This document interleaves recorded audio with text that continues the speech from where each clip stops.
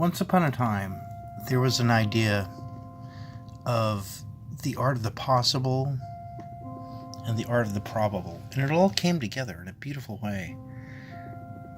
A time when we could actually believe in this crazy notion of American exceptionalism, which, sounded like a pipe dream to me when I, got tired of it in the early 1980s, right? As a kid growing up in Connecticut. Well, let me tell you something. There's something worth exploring here. There was this company called Waterman's. These guys, right? And they came up with this crazy, arrogant notion of having the best pen ever made. And they made most of their pens 2 towns away from where I grew up. And here's a catalog from 1925. $37 for this thing, right? It's insane.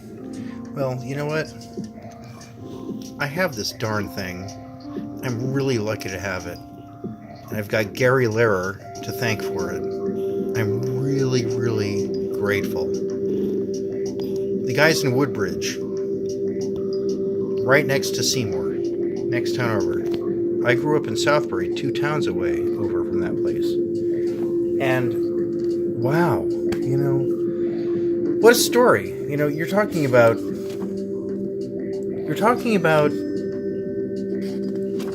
the Treaty of Versailles. Here's a blank page. Let's work with that. All right. You're talking about the end of World War II. And it's all made from this crazy combination of rubber and metal. So here's this material that we were bringing up from Bolivia into New England through the southern port of Connecticut. How cool is that, right? And they knew what to do with it. And they said, all right, let's see what we can do with this stuff. Where can we take this, right? And that's what they did. Pretty special stuff. And it's funny because, it's all this important writing, right? The treaty, as I said, here it is. I hereby declare this day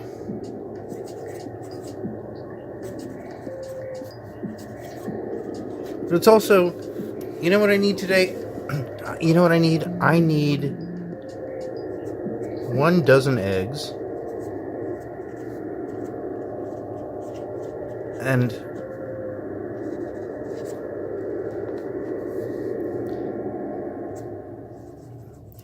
as beautiful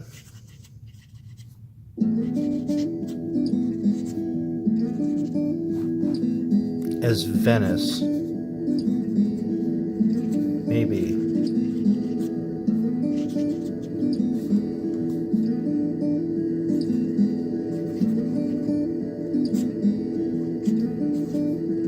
Nothing is as beautiful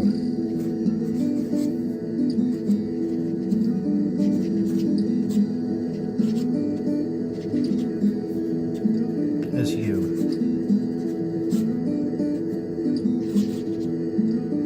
On a postcard.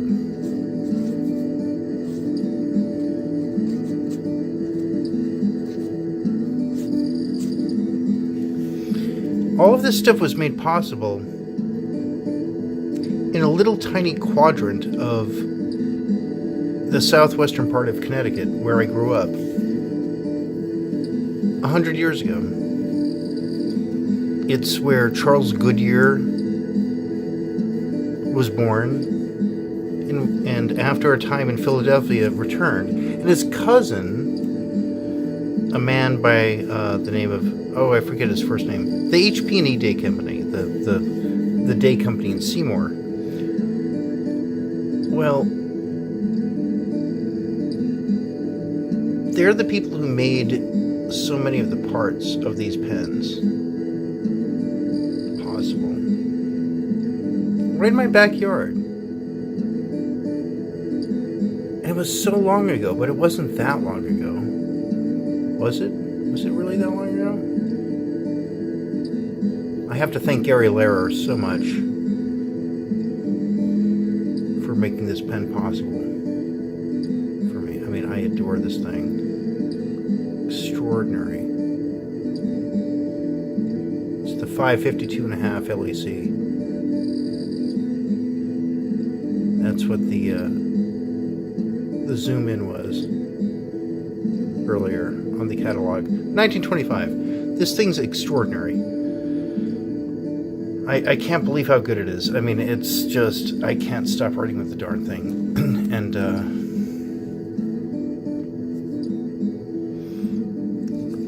I can only hope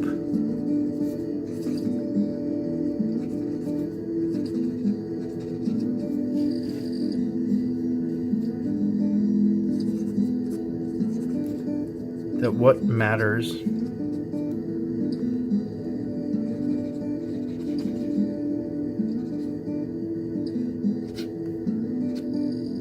to us now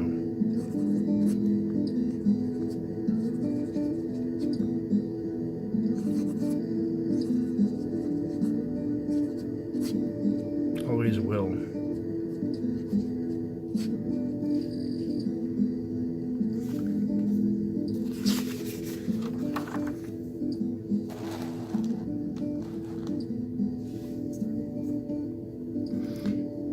You know,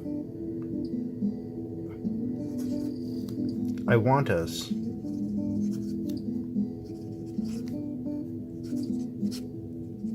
to take a moment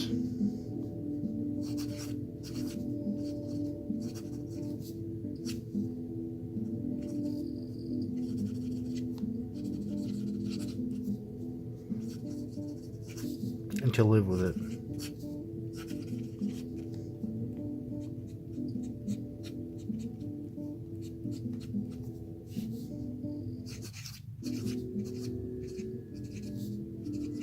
Forever.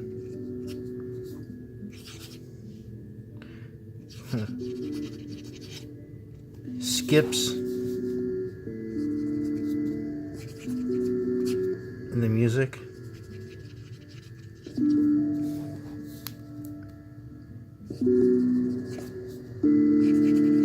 And the ideas.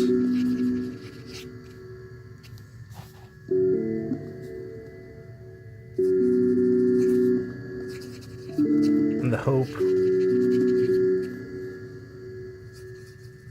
and possibility.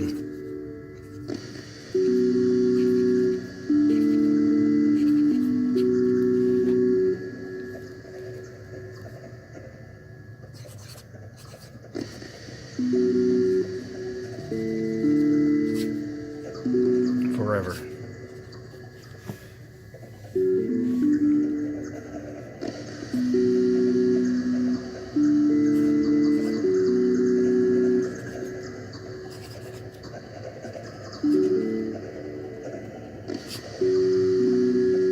Just give.